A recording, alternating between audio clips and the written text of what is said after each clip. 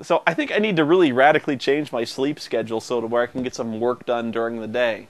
Or maybe even get my own studio or something like that. I would love to move out of here. I would love to get my own studio. Unfortunately, I don't have a very steady income. I do make some pretty good income, like from, not I wouldn't say pretty good, but I might actually be making a fair enough amount of income that it might be somewhat livable from making videos. But the problem is, I don't get pay stubs. I don't get, I don't have like a provable regular income. You know, like it would be really hard to get a loan, or really hard to prove to like an apartment complex I can maintain a regular steady income because I'm essentially unemployed. I can't get a studio because I can't afford like the lease on a studio. That would be really hard. So like I'm kind of stuck in here. There's nowhere else to really start recording. So yeah, I would love to get a bigger place to where I can set the lights up, get some better quality recording equipment in there, and have a lot more time to record anytime I want, anywhere I want. But I can't. I'm kind of stuck here. And people ask me all the time, like, you know, you mentioned the Mystery Science Theater things. Are you ever planning to go back to that? No. I would love to go back to that. But I can't go back to that because essentially there's no money in it. I can't. You know, if somebody was willing to fund it, fine. I would love to do that. I would love to dust off the robots. I would love to finish building the robots. I would love to get in front of a camera and do the whole Mystery Science Theater thing. I'd do my own spin on it, of course. Like, you know, maybe Dr. Insano is subjecting me to like me being all the roles. You know, it's subjecting me to the movies. Me getting in front of a screen and reviewing, like, probably public domain movies all the time. That's not a problem. Would love to do that. But there's legal issues, stuff I'm not equipped to deal with. I've often asked several legal questions when it comes to like copyright issues using different footage for reviews, and none of you guys are lawyers, and so none of you guys are able to help me. I just can't do it. It's a lot of time, and if I were to do that, I would essentially have to stop doing what I'm doing now. Like I said, that would be another project in all the projects I'm doing right now. Oh, geez, let me think. Other questions people have asked me. Really, it's people ask me to do games. I think the most common question I get now is, I have this really great game. You should review it sometime. And once again, people are asking me to review very, very good games. Like, people are going, you should review Sonic the Hedgehog 2. Why? Why? Like, just awesome stuff. Like, they go, you should review Gears of War. And I go, that's a good game. Like, what do you want me to say? That it's good? I'll do that. Like, I'll get in front of a camera and go, this game is really good. Bye. I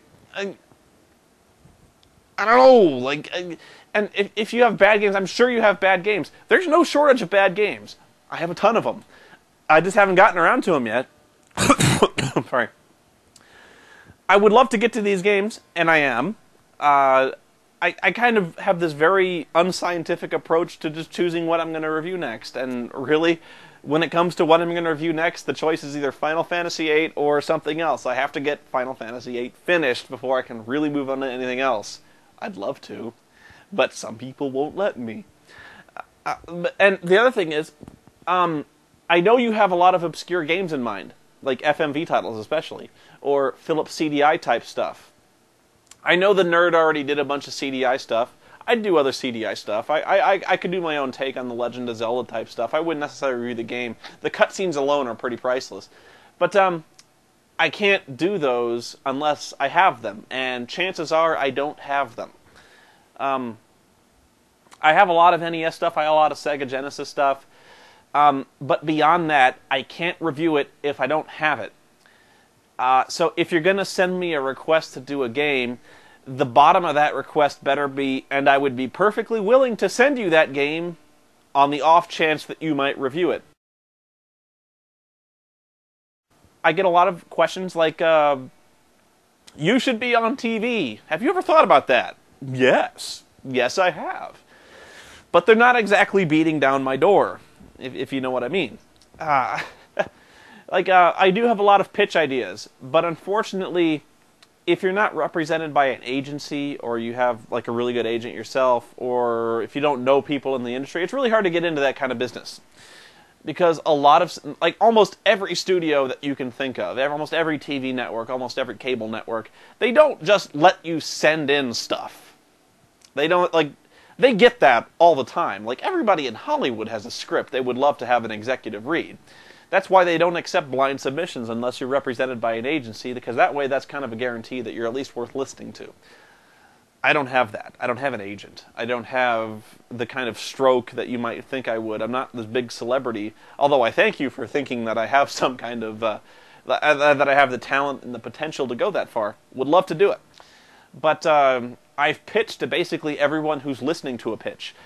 And even networks you wouldn't think would listen to a pitch, or you wouldn't think I would necessarily be fit for, like the Discovery Channel.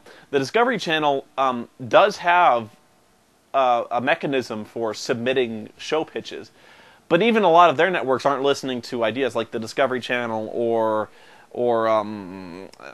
like the Health Network and stuff like that. They have a lot of child companies that, like Discovery Health and things like that.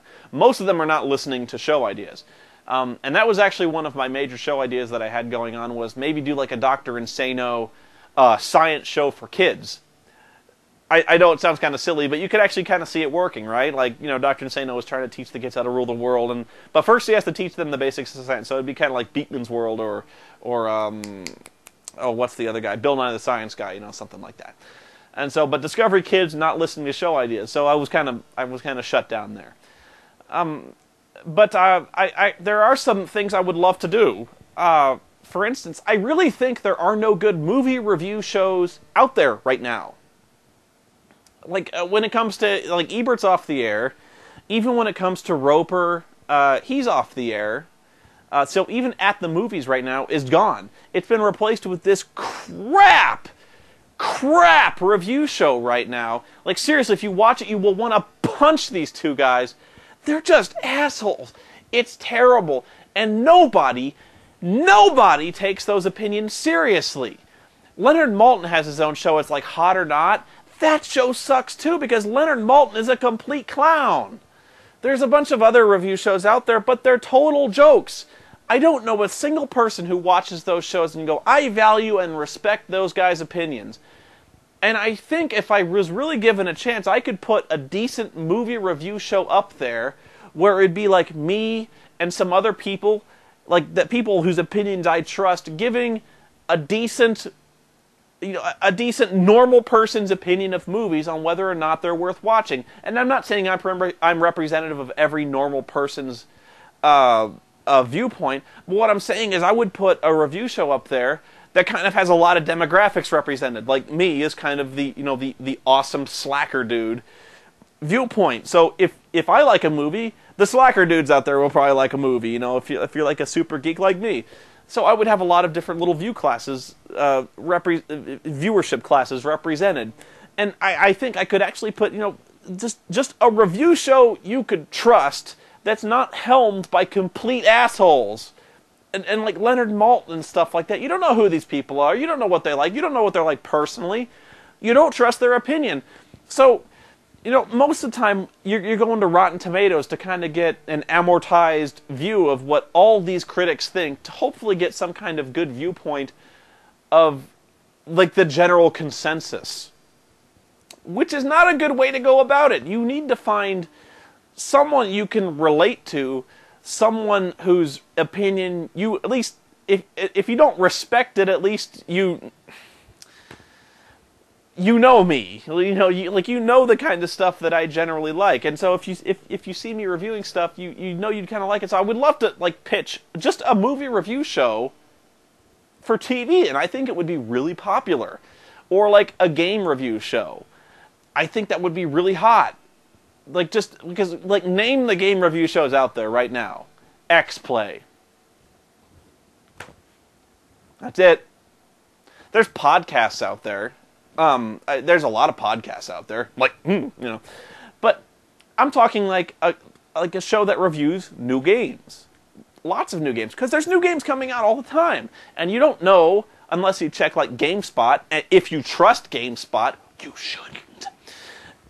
But really, you know who you come to when there's new games out there and you wonder if they suck or not. You come to people like me, because you trust me, or at least you can see people playing the games, you can hear their complaints, and you get somewhat well-reasoned opinions, even if you disagree with them. I'm bringing you the good stuff and the bad stuff for each game. You trust that. You trust people like the Sage, and you trust the Nerd, and you want to know what they think of these games. So I would love to pitch that show idea to a TV. Like, you have gamers reviewing games.